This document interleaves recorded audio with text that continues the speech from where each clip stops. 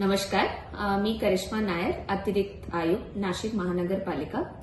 आता साधुग्रामच्या ठिकाणामध्ये आमचे वृक्षच्या सर्वेक्षण सुरू आहे आणि त्यामध्ये 1800 वृक्षांची मार्किंग जे केलेले आहे त्यावर चुकीचा बातमी सुरू आहे की जुने वृक्ष पण मनपा तोडत आहे। परंतु हे सगळे नागरिकांना आम्ही सांगत आहे की हे जे वृक्ष मार्किंग केलेले आहे ते पूर्णतः सर्वेक्षणसाठी केलेले आहे।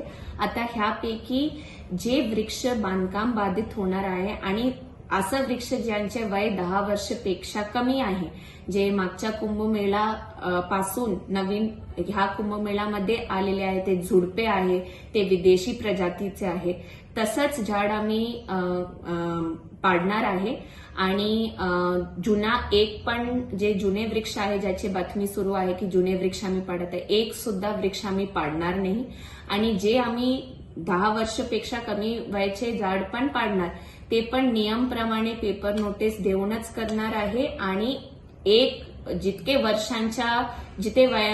वयांच्या वृक्ष असेल तितके आम्ही नवीन झाड सुद्धा लावणार आहे। उदाहरणार्थ 7 वर्षांच्या वृक्ष आम्ही पाडलं तर आम्ही 7 नवीन वृक्ष सुद्धा लावणार आहे।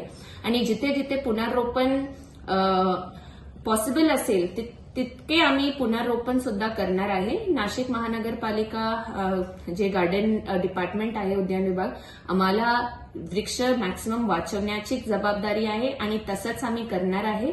सिंहस्थ कुंभमेळ्यामध्ये जे बांधकामासाठी आवश्यक वृक्ष असेल आणि जे त्या वयाचे असेल, जे मी आता म्हटलेल्या, फक्त आम्ही तसंच वृक्ष पाडणार आहे। सगळे नाशिकरांना हे आव्हान देते की जास्तीत जास्ती वृक्ष आम्ही वाचवणारच आहे आणि जे आपल्याला पाडायचं आहे त्याची पण आम्ही पुनर्रोपण किंवा नवीन वृक्ष लावणारच आहे। तर सगळ्यांना मी विनंती सुद्धा करते की अफवा ऐकू नका आणि आपला मनपा जे आहे ते वृक्षांसाठी आणि कुंभमेळा दोघांच्या बॅलन्स करण्यासाठीच आहे। धन्यवाद।